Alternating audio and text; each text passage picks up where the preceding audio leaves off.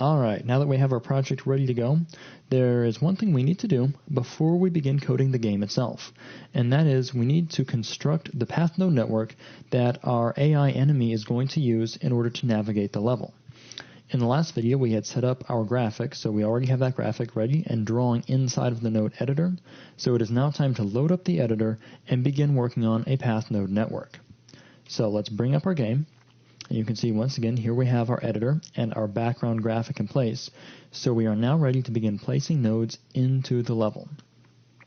We need to place a series of path nodes that will allow an AI enemy to gain access to all areas of the level while still using as few path nodes as possible in order to keep things efficient. So what we'll do is we'll start out at the center of the level and we'll begin working outwards.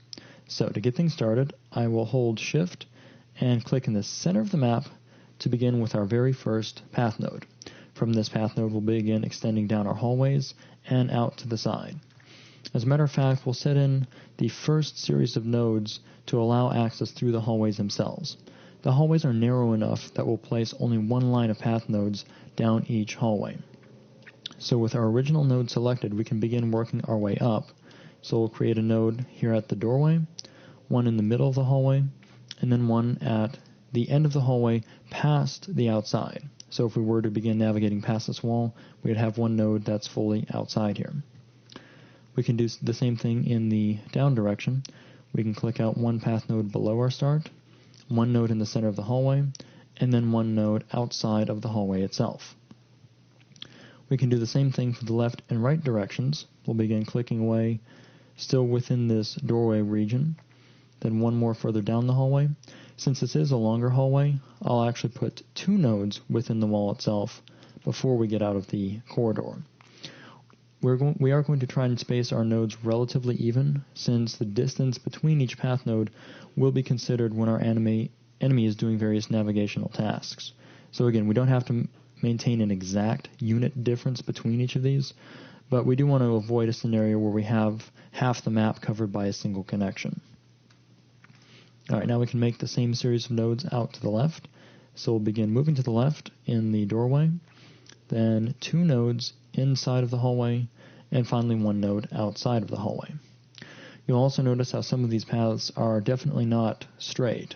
Because of the margin of error of dropping these nodes in by hand, you will see a lot of areas where the nodes aren't perfectly symmetrical and don't line up exactly. We're going to allow this because this will work out in our favor actually, since as the enemy is navigating, having slight variances in this will cause the enemy to waver a little bit as he's navigating, and that will simply make him look more natural. So we're not going to stress having an exactly perfect node network.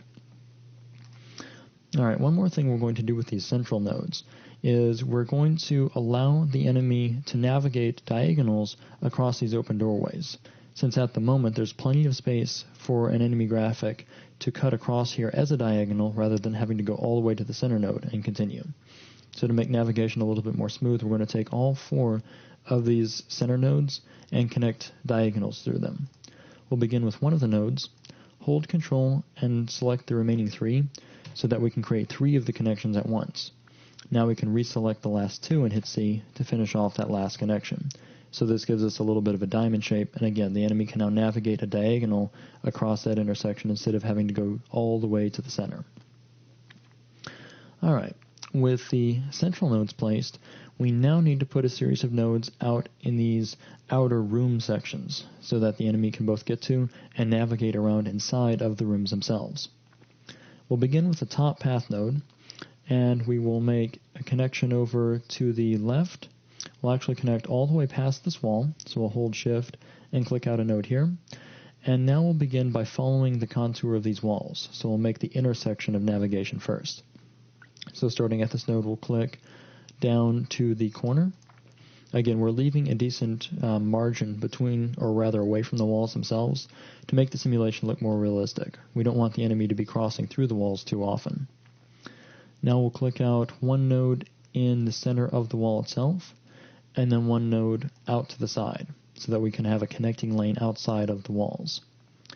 We'll do the same thing across the top, so going back to this top corner node, we'll click out a node somewhere in the middle, then one that makes a corner between these two nodes.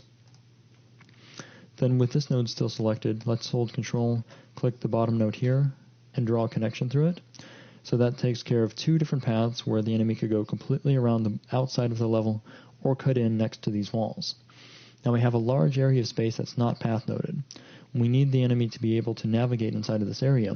So in order to make a series of paths across this, we'll click out one node in the center, and then we'll connect this node to all of the surrounding nodes. So I'll begin with, we'll actually create all these connections simply as diagonals. Since we can select multiple nodes at a time, if we select these three nodes and hit C, we'll get our first diagonal. We can drag out, or rather click out the opposite and hit C, and finally we'll take care of the vertical and hit C. So in this way, from a single node, we now have, if you want to look at it as 6 different paths created all surrounding this node. So again, just trying to maintain efficient use of our nodes, plus the addition of having some diagonals will create more natural looking motion instead of forcing our AI to always navigate in grid-shaped vertical or horizontal movements. Alright, to continue the network, we're going to join this section of the network with our hallway going out to the left. So we'll grab these two nodes and connect them in. Now we need to repeat this process for the remaining 3 rooms out to the side of the level. We'll continue with the top right room. We'll start at the topmost node here in the center of the map. We'll move out just past this wall and click out a node here. Then we will follow the contour of the wall once again. So one node roughly in the corner, still spaced away from the walls. One node roughly in the middle of the wall. And then one node out in the center past the edge of the wall. We'll then follow the shape back up to the corner of the map. Then one more node in the center of this room. And finally join this network with our incoming node. Now we'll place a central node inside all of these and begin connecting them up 2 connections at a time. So 3 nodes to make our 2 connections. We'll hit C to bring those in. 3 nodes on the opposite diagonal, connect those in. And 3 nodes vertically. And we'll connect these in. Alright, now we can take our room and our hallway nodes, join these together, and now we can take a look at the bottom 2 rooms. I'll now move over to the bottom left room. So we'll start off the exiting hallway node, move down just inside the wall, and click out a node out near the perimeter of the map. Click out a second node somewhere in the center of the wall, and a third node in the corner of the room. Now we'll follow this line out to the edge of the wall, just past the end here, in line with our bottom node from the lower hallway. Then we'll follow the shape back across, roughly centered, and then finally one more at the corner of the map. Join these together so we form a square shape. Hold Shift and drop a node in the middle of these, and once again connect the central node to all of the surrounding nodes. So first diagonal, second diagonal, and a vertical.